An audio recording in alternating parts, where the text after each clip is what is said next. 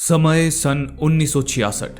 वो चीन के इतिहास का सबसे बुरा दौर था, जिसे कल्चरल रेवोल्यूशन के नाम से जाना जाता है। चीन के बीजिंग में स्थित सिन्हुआ यूनिवर्सिटी के बाहर हजारों की संख्या में क्रांतिकारी युवाओं की भीड़ जमा थी। उन्हें रेड गार्ड्स कहा जाता था। Red guards Chinese communist party द्वारा बनाया गया एक संगठन था, जिनका मकसद था देश से अमेरिकी विचारधारा जैसे कि कैपिटलिज्म को पूरी तरह से मिटाकर देश में कम्युनिज्म को मजबूत करना। यहां तक कि उन्होंने अमेरिकन साइंटिस्ट्स द्वारा दी गई साइंटिफिक थ्योरीज को भी मानने से इनकार कर दिया था। इसी के चलते रेड गार्ड्स ने सिन्हुआ यूनिवर्सिटी के एक प्रोफेसर को बंदी बना लिया था। उस प्रोफेसर का जुर्म बस इतना था कि वो यूनिवर्सिटी में आइंस्टाइन की थ्योरी ऑफ रिलेटिविटी और बिग बैंग थ्योरीज जैसे सब्जेक्ट्स पढ़ाते थे, जिस कारण रेड गार्ड्स ने उन्हें गद्दार करार कर दिया। उसी भीड़ में बेबस खड़ी प्रोफेसर की बेटी येवेंजी अपने पिता पर अत्याचार होते देख रही थी, लेकिन वो रेड गार्ड से अपने पिता को बचाने के लिए कुछ नहीं कर सकती थी। इतने में ही एक रेड गार्ड ने भीड़ से कहा, कम्युनिज्म हमें सिखाता है कि इस यूनिवर्स को किसी ईश्वर ने नहीं बनाया है, बल्कि ये यूनिवर्स पहले से ही एग्जिस्ट करता है। लेकिन ये प्रोफेसर जो बिग बैंग थ्योरी सिखाता है, उस थ्योरी के अनुसार एक धमाके के बाद ही यूनिवर्स बनना शुरू हुआ, यानी कि उस धमाके से पहले ईश्वर के होने की संभावना है, जो कम्युनिज्म के मुताबिक सरासर गलत है। फिर उस रेड गार्ड ने प्रोफेसर से कहा, तुमने बिग बैंग थ्योरी पढ़ाकर जो जुर्म किया है, क्या तुम उसे कबूल करते हो? इस पर प्रोफेसर ने जवाब दिया, बिग बैंग थ्योरी केवल ये बताती है कि यूनिवर्स की शुरुआत एक धमाके से हुई। इस थ्योरी में यह कहीं नहीं कहा गया है कि उस धमाके से पहले ईश्वर का कोई अस्तित्व था। ये कहकर प्रोफेसर ने अपना जुर्म कबूल करने से इनकार कर दिया। प्रोफेसर का ये उल्टा जवाब सुनकर रेड गार्ड्स गुस्से से बौखला उठे और प्रोफेसर को बड़ी ही बेरहमी से पीट पीट कर मौत के घाट उतार दिया। उनकी ये दरिंदगी देखकर येवेंजी की रूह तक कांप उठी। प्रोफेसर को मारकर रेड गार्ड्स वहां से चले गए और येवेंजी वहीं बैठी अपने पिता की लाश पर आंसू बहाती रही। वर्तमान समय सन 2024। लंदन के एक अपार्टमेंट में पुलिस ने घेराबंदी कर रखी थी। इतने में ही क्लेरेंस नाम का एक डिटेक्टिव उस अपार्टमेंट में दाखिल हुआ। वो जब अपार्टमेंट के एक कमरे में पहुंचा तो वहां का भयानक मंजर देख वो सन्न रह गया। उस कमरे में खून से लथपथ एक आदमी की लाश पड़ी थी, जिसने एक चाकू से अपनी दोनों आंखें ही निकाल ली थी। और तो और उसने अपने खून से कमरे की दीवारों पर हर तरफ काउंटडाउन नंबर्स लिख दिए थे, और साथ ही ये भी लिखा था कि वो काउंटडाउन मुझे अब भी दिखाई दे रहा है। वो लाश एक जाने माने फिजिसिस्ट की थी, जिन्हें अगले नोबेल प्राइज के लिए नॉमिनेट किया गया था। पर भला कोई इंसान खुद को इतनी बेरहमी से क्यों मारना चाहेगा? ये सोचकर डिटेक्टिव भी हैरान था। लेकिन उससे भी ज्यादा हैरानी की बात तो ये थी कि ये इस तरह का कोई पहला केस नहीं था, बल्कि बीते कुछ दिनों में अलग अलग देशों के कई मशहूर साइंटिस्ट इसी तरह से खुदकुशी कर चुके थे, और उनमें से कुछ साइंटिस्ट के पास भी इसी तरह के काउंटडाउन नंबर्स मिले थे। इसी बीच लंदन में स्थित ऑक्सफोर्ड यूनिवर्सिटी में मशहूर फिजिसिस्ट वेरा अपने पार्टिकल एक्सेलरेटर लैब में दाखिल हुई। पार्टिकल एक्सेलरेटर में सब एटॉमिक पार्टिकल जैसे कि प्रोटॉन और इलेक्ट्रॉन को लाइट की स्पीड से आपस में टकराया जाता है। इससे जो नतीजे प्राप्त होते हैं उनसे अलग अलग तरह की स्टडीज की जाती हैं, जैसे कि सब एटॉमिक पार्टिकल से मैटर्स यानी कि पदार्थ कैसे बनते हैं, या इस दुनिया की उत्पत्ति कैसे हुई, एटसेट्रा। वेरा अपने असिस्टेंट सॉल के साथ इसी तरह के एक प्रोजेक्ट पर काम कर रही थी, जिसके लिए वे पार्टिकल एक्सेलरेटर में कुछ एक्सपेरिमेंट्स कर रहे थे। लेकिन उनके एक्सपेरिमेंट से जो नतीजे सामने आ रहे थे, उसने वेरा और सॉल को चिंता में डाल दिया था, क्योंकि 60 सालों से लेकर अब तक साइंटिस्ट्स को पार्टिकल एक्सेलरेटर से जो नतीजे मिलते आ रहे थे, उसके विपरीत अब उन नतीजों में बहुत बड़ा बदलाव आ गया था। अब उन्हें ऐसे नतीजे मिल रहे थे जिनका कोई सिर पैर नहीं था। इसी वजह से उनके सारे एक्सपेरिमेंट्स भी फेल हो रहे थे। सिर्फ उनके ही नहीं, बल्कि दुनिया भर के सारे पार्टिकल एक्सेलरेटर्स में ऐसी ही गड़बड़ियां आ रही थी। इन नतीजों से तो यही बात साबित हो रही थी कि पिछले 60 सालों से अब तक साइंटिस्ट्स ने जो साइंटिफिक थ्योरीज बनाई थी वो सब गलत थी। इन सब की वजह से वेरा का प्रोजेक्ट फेल हो चुका था, जिससे वेरा की जिंदगी भर की मेहनत मिट्टी में मिल गई थी। वेरा मायूस होकर वहां से जाने लगी। जाते जाते अचानक उसने सॉल से पूछा, क्या तुम ईश्वर पर यकीन करते हो? इस पर सॉल ने जवाब दिया, क्या आपको ऐसा लग रहा है कि ये गड़बड़ियां कोई ईश्वर कर रहा है? माना कि हमारा विज्ञान गलत साबित हो रहा है, लेकिन इसका मतलब ये नहीं कि इस गड़बड़ी के पीछे किसी ईश्वर का हाथ है। ये सुनकर वेरा बिना कुछ बोले वहां से निकल गई। और लैब में मौजूद एक गहरे टैंक के ऊपर आ गई। उसने बिना एक पल भी सोचे वहां से नीचे छलांग लगा दी, जिससे उसकी दर्दनाक मौत हो गई। वेरा की मौत सारे साइंटिस्ट्स के लिए बहुत ही दुखद घटना थी, खासकर उसके पसंदीदा स्टूडेंट रह चुके 5 दोस्तों के लिए, जो वेरा की बदौलत ही आज अपनी जिंदगी के एक अच्छे मुकाम पर थे। उन 5 दोस्तों में एक था सॉल, जो एपिकर अवार्ड से सम्मानित फिजिसिस्ट था और वेरा के प्रोजेक्ट में उसके असिस्टेंट के तौर पर काम कर रहा था। दूसरी थी ऑगी, जो एक नैनोटेक कंपनी चलाती थी। उसने ऐसे नैनो फाइबर्स की खोज की थी जो इंसान के बाल से भी 3000 गुना पतले थे और जिन्हें खुली आंखों से देख पाना नामुमकिन था, लेकिन वे इतने मजबूत थे कि लोहे जैसे ठोस धातु को भी मक्खन की तरह काट सकते थे। ऑगी उन नैनो फाइबर्स का इस्तेमाल दुनिया की भलाई के लिए करना चाहती थी। तीसरी थी जिन, जो एक मशहूर फिजिसिस्ट थी। वो दुनिया भर के पार्टिकल एक्सेलरेटर्स को एनालाइज करती थी। चौथा विल, जो एक स्कूल में फिजिक्स का टीचर था। और पांचवा जैक, जो स्नैक्स बनाने वाली एक बड़ी कंपनी का मालिक था। वे 5 दोस्त वेरा को श्रद्धांजलि देने उसके फ्यूनरल में शामिल हुए थे। वहीं वेरा की लाश के पास बैठी उसकी मां सदमे में थी। सारे लोग वेरा को श्रद्धांजलि दे रहे थे। इसी दौरान वहां बैठी ऑगी को अचानक अपनी आंखों के सामने काउंटडाउन दिखने लगा, जिसका समय लगातार कम होता जा रहा था। उसे देख ऑगी परेशान हो उठी। कुछ समय बाद फ्यूनरल खत्म हो गया और ऑगी और उसके दोस्त बाहर आ गए। वहीं फ्यूनरल हॉल के बाहर डिटेक्टिव क्लैरेंस भी मौजूद था, जो साइंटिस्ट के आत्महत्याओं की गुत्थी को सुलझाने में लगा था। वेरा की मौत ने क्लैरेंस का ध्यान अपनी ओर खींच लिया था। क्लैरेंस ने वेरा के दोस्तों और रिश्तेदारों की लिस्ट तैयार कर ली थी और सुराग की तलाश में फ्यूनरल हॉल के बाहर छुपकर फ्यूनरल में आने जाने वाले लोगों पर नजर रख रहा था। इतने में ही क्लैरेंस को एक बूढ़ा आदमी फ्यूनरल हॉल से बाहर आता हुआ दिखा। वो बूढ़ा आदमी वेरा का ना तो दोस्त था और ना रिश्तेदार, इसलिए वो क्लैरेंस के शक के घेरे में आ गया। उसके वहां से जाते ही क्लैरेंस फौरन उसके पीछे लग गया, लेकिन आगे जाकर वो बूढ़ा आदमी अपने हेलीकॉप्टर में बैठकर वहां से निकल गया। फिर उसी रात वे 5 दोस्त एक बार में बैठे वेरा की मौत पर चर्चा कर रहे थे। जिन ने उन्हें बताया कि दुनिया भर के साइंटिस्ट्स को अपने एक्सपेरिमेंट्स से गलत नतीजे ही मिल रहे हैं। साइंटिस्ट्स इस बात को लेकर चिंतित हैं कि अगर ऐसा ही चलता रहा तो जल्द ही विज्ञान खत्म हो जाएगा। जिन और बाकी लोग इस चर्चा में व्यस्त थे, पर वहीं ऑगी अपने ही ख्यालों में खोई हुई थी, क्योंकि वो काउंटडाउन अब भी उसकी आंखों के सामने झूल रहा था। वो जब भी अपनी आंखें खोलती थी तो उसे वही काउंटडाउन नजर आता था। वो बार से बाहर निकल आई और अकेले में बैठकर सिगरेट जलाने लगी, लेकिन उसका लाइटर काम नहीं कर रहा था। तभी एक अनजान लड़की उसके पास आई और अपने लाइटर से उसकी सिगरेट जलाई। फिर वो लड़की ऑगी के पास बैठ गई और उससे बातें करने लगी, लेकिन ऑगी अपने काउंटडाउन को लेकर चिंतित थी, इसलिए उसने उस लड़की को जाने के लिए कहा। तभी अचानक उस लड़की ने ऑगी से पूछा, तुम्हारे काउंटडाउन में कितना समय बचा है? ये सुनकर आश्चर्य से ऑगी का मुंह खुला का खुला रह गया। ऑगी ने उससे पूछा कि वो काउंटडाउन के बारे में कैसे जानती है।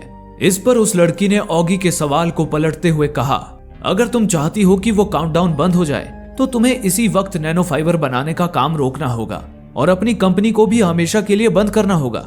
यही ईश्वर की मर्जी है। अगर उस काउंटडाउन का समय खत्म हो गया तो तुम्हारे साथ कुछ ऐसा होगा जिसकी तुम कल्पना भी नहीं कर सकती। अगर तुम्हें मेरी बातों पर यकीन नहीं है तो तुम कल रात ठीक 12 बजे आसमान को देखना। अगर आसमान तुम्हें पलकें झपकाता हुआ नजर आए तो समझ लेना कि मेरी सारी बातें सच है। ये कहकर उस लड़की ने ऑगी को एक खिलौना थमा दिया और वहां से चली गई। इसी के साथ ये कहानी वापस सन 1967 में आ गई, जहां चाइना के इनर मंगोलिया में पेड़ों की अंधाधुंध कटाई की जा रही थी। पेड़ों को काटने वाले उन मजदूरों में येवेंजी भी शामिल थी। वही येवेंजी जिसके पिता को रेड गार्ड्स ने बेरहमी से मार डाला था। उसके बाद उन्होंने येवेंजी को भी गद्दार करार कर दिया था और उसे गुलाम बनाकर उससे जानवरों की तरह काम करवा रहे थे। येवेंजी को वहां काम करते 1 साल हो चुके थे। इसी दौरान एक दिन येवेंजी की मुलाकात बाई म्यूलिन नाम के एक जर्नलिस्ट से हुई। येवेंजी जिस कंस्ट्रक्शन कंपनी में मजदूर थी, उस कंपनी की अपनी एक न्यूज एजेंसी भी थी और बाई म्यूलिन उस न्यूज एजेंसी में जर्नलिस्ट का काम करता था। बाई म्यूलिन एक पर्यावरण प्रेमी था। वो कंस्ट्रक्शन के लिए जंगल को नष्ट करने के सख्त खिलाफ था। उसने येवेंजी को बताया कि वहां पर मिलिट्री के किसी प्रोजेक्ट के लिए जंगल को काटा जा रहा था।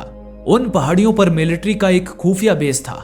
न जाने मिलिट्री वहां ऐसा क्या कर रही थी कि उस बेस के आसपास अजीबोगरीब हादसे हो रहे थे। वहां साफ मौसम अचानक तूफान का रूप ले लेता था। आसपास मौजूद पशु पक्षी अजीब सी आवाजें निकालने लगते थे। और तो और ये भी बताया जाता था कि वहां काम करने वाले सोल्जर्स के बाल तक झड़ चुके थे। बाय म्यूलिन जानता था कि येवेंजी एक पढ़ी लिखी लड़की थी, इसलिए उसने येवेंजी को साइलेंट स्प्रिंग नाम की एक अमेरिकी लेखक की किताब दी, जिसमें बताया गया था कि कैसे इंसान प्रकृति को नष्ट करके दुनिया को तबाही की ओर ले जा रहे हैं। येवेंजी ने वो किताब स्वीकार कर ली, लेकिन बाय म्यूलिन ने उसे वो किताब छुपाकर रखने की सलाह दी, क्योंकि अगर रेड गार्ड्स अमेरिकी लेखक की किताब येवेंजी के पास देख लेते तो उस पर मुसीबत आ सकती थी। येवेंजी चोरी छुपे हर रोज उस किताब को पढ़ती थी और पढ़ने के बाद उसे बेड के नीचे छुपा देती थी। धीरे धीरे येवेंजी को भी एहसास होने लगा कि इंसान प्रकृति के लिए कितने घातक होते जा रहे थे। लेकिन बदकिस्मती से एक दिन येवेंजी की वो किताब रेड गार्ड्स के हाथ लग गई। अमेरिकी किताब को पढ़ने के जुर्म में रेड गार्ड्स ने येवेंजी को पकड़कर जेल में डाल दिया। येवेंजी कई दिनों तक हड्डियां गला देने वाली ठंड को झेलती हुई जेल में कैद रही। फिर एक दिन चाइनीज कम्युनिस्ट पार्टी की एक ऑफिसर येवेंजी से मिलने आई।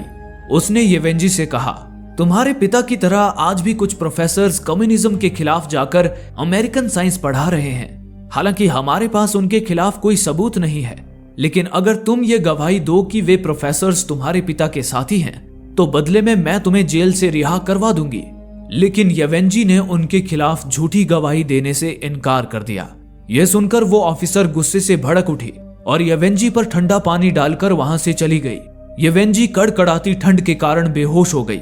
कुछ घंटों बाद जब येवेंजी की आंखें खुली तो उसने देखा कि वो एक ट्रक में थी, जहां मिलिट्री के कुछ सोल्जर्स उसे पहाड़ियों में मौजूद मिलिट्री रिसर्च बेस पर ले जा रहे थे।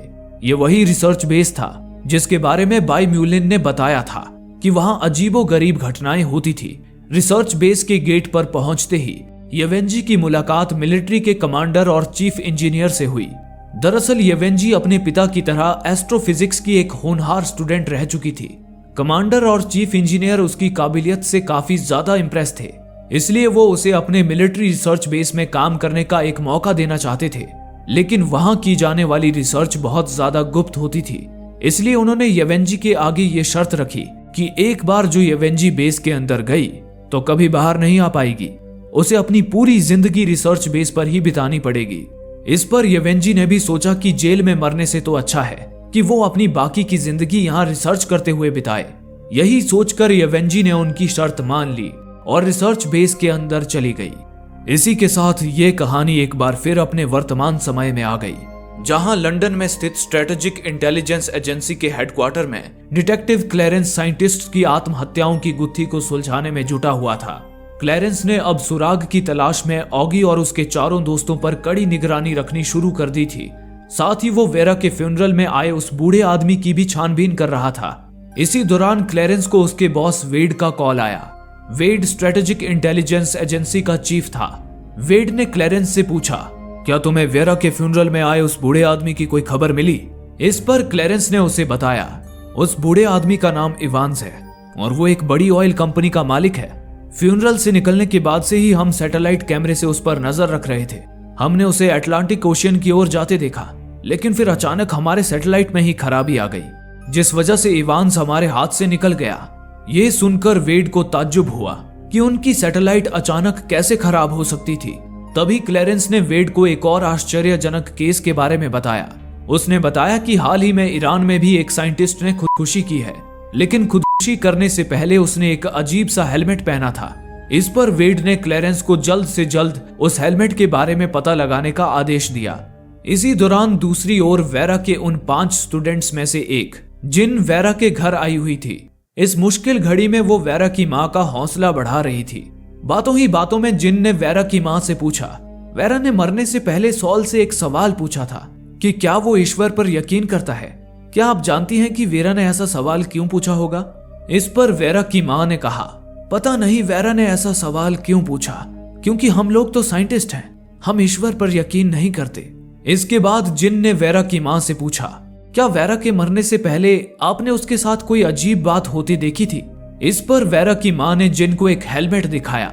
ये ठीक उसी तरह का हेलमेट था जिसे पहनने के बाद उस ईरानी साइंटिस्ट ने खुदकुशी की थी। वेरा की माँ ने जिन को बताया कि वो हेलमेट एक वीआर हेडसेट है, वेरा कुछ दिनों से उस हेडसेट को पहनकर कोई वीडियो गेम खेलती रहती थी। उस अजीब से हेडसेट को देख जिन हैरान रह गई। वेरा की मां ने जिन से कहा कि अगर वो चाहे तो उस हेडसेट को रख सकती है। इस पर जिन उस हेडसेट को अपने साथ घर ले आई। घर आकर उसने जैसे ही उस हेडसेट को पहना, तभी अचानक वो उस गेम की दुनिया में ही पहुंच गई। गेम की वो दुनिया जिन को बिल्कुल हकीकत की तरह लग रही थी। जिन खुद गेम की एक कैरेक्टर बन चुकी थी। वो वहां की हवा, गर्मी, जमीन सब कुछ महसूस कर सकती थी। इतने में ही गेम का लेवल 1 शुरू हुआ। जिन अपने सामने पिरामिड के आकार के एक बड़े से महल को देख रही थी। तभी अगले ही पल उस महल के पीछे से धधकता हुआ एक विशाल सूरज बाहर निकला। उस सूरज के निकलते ही वहां रेत का तूफान शुरू हो गया। उसे देख जिन घबराकर पीछे हटने लगी। तभी उसका पैर किसी चीज पर पड़ा। जिन ने जब पीछे मुड़कर देखा तो उसे वहां रेत के नीचे दबी किसी इंसान की लाश दिखाई दी। लग रहा था मानो सूरज की गर्मी से उस इंसान का शरीर पिघल गया हो। तभी अगले ही पल उस लाश ने अपनी आंखें खोली। उसे देख जिन डर के मारे चीख उठी और फौरन उस हेडसेट को उतार दिया। वो गेम खेलकर जिन को ऐसा महसूस हो रहा था मानो वो किसी दूसरी ही दुनिया से लौटी हो। उस गेम की टेक्नोलॉजी आज के समय से कई साल आगे थी। जिन उस गेम के अद्भुत एहसास से उभरने की कोशिश कर रही थी। इसी के साथ इस कहानी ने एक बार फिर भूतकाल की ओर रुख कर लिया, जहां मिलिट्री के रिसर्च बेस में येवेंजी को काम करते अब 3 महीने बीत चुके थे। लेकिन येवेंजी अब तक समझ नहीं पाई थी कि आखिर वहां कौन सा सीक्रेट एक्सपेरिमेंट किया जा रहा था। आज मिलिट्री अपने एक और एक्सपेरिमेंट को अंजाम देने वाली थी। येवेंजी वो एक्सपेरिमेंट देखने बड़ी ही उत्सुकता से कमांडर और चीफ इंजीनियर के साथ एक बड़े डिश एंटेना के करीब आ गई। इतने में ही उस एंटेना से अंतरिक्ष की ओर एक सिग्नल भेजा गया। उस सिग्नल के ट्रांसमिट होते ही अचानक आसमान में बादल गरजने शुरू हो गए। देखते ही देखते जंगल के सारे पक्षी उड़कर उस डिश एंटेना की तरफ आकर्षित होने लगे। वे पक्षी बारिश की बूंदों की भांति मरकर जमीन पर गिरने लगे। उस ट्रांसमिशन के रुकने तक जमीन पर हजारों पंछियों की लाशों का ढेर लग चुका था। येवेंजी समझ नहीं पा रही थी कि अंतरिक्ष में इतना पावरफुल सिग्नल भेजने के पीछे मिलिट्री का मकसद क्या है। इस बार येवेंजी ने हिम्मत करके अपने सुपीरियर से पूछ ही लिया, आखिर आप लोग यहाँ किस तरह के एक्सपेरिमेंट्स कर रहे हैं? जहां तक मेरा अंदाजा है आप यहाँ मिलिट्री के लिए हथियार तो नहीं बना रहे हैं। इस पर कमांडर ने उसे बताया, तुम्हारा अंदाजा बिल्कुल सही है। हम यहाँ कोई हथियार नहीं बना रहे हैं, बल्कि हम अंतरिक्ष में कम्युनिकेशन सिग्नल भेज रहे हैं, ताकि अगर अंतरिक्ष में हमारे अलावा भी किसी ग्रह पर जीवन हो तो वे हमारा सिग्नल पाकर हमसे संपर्क कर सकें। ये सुनकर येवेंजी के होश ही उड़ गए। इसी के साथ कहानी अपने वर्तमान समय में आ गई, जहां ऑगी सॉल के साथ एक खुले मैदान में बैठी थी। वो देखना चाहती थी कि क्या उस अनजान लड़की के कहे अनुसार सचमुच आसमान पलके झपकाएगा। ऑगी ने सॉल को उस लड़की के बारे में बताया और उसे वो खिलौना भी दिखाया जो उसे उस लड़की ने दिया था। उसे देख सॉल ने बताया कि ये खिलौना तो पुराने जमाने में एक स्नैक में मिलने वाला मोर्स कोड डिकोडर है। मोर्स कोड का इस्तेमाल किसी को सीक्रेट मैसेजेस देने के लिए किया जाता है। इसमें मैसेज देने वाला व्यक्ति फ्लैशलाइट को एक खास पैटर्न में ऑन ऑफ करता है। फिर जिसे वो मैसेज मिलता है वो फ्लैशलाइट के उन पैटर्न्स को मोर्स कोड डिकोडर की मदद से डिकोड करके मैसेज को पढ़ सकता है। ऑगी और सॉल 12 बजने का इंतजार कर रहे थे। कुछ ही देर बाद जैसे ही 12 बजे, तभी आसमान के सारे तारे तेज रोशनी बिखेरने लगे। उसे देख ऑगी और सॉल के आश्चर्य का कोई ठिकाना ना रहा। ऑगी और सॉल के साथ साथ पूरी दुनिया उस अविश्वसनीय घटना को देख रही थी। इतने में ही अचानक आसमान के सारे सितारे एक साथ जलने बुझने लगे, जैसे कि कोई उन्हें ऑन ऑफ कर रहा हो। ऐसा लग रहा था मानो आसमान पलके झपका रहा हो। सॉल ने नोटिस किया कि वे सितारे एक पैटर्न में जल बुझ रहे थे। वो समझ गया कि वो एक मोर्स कोड था।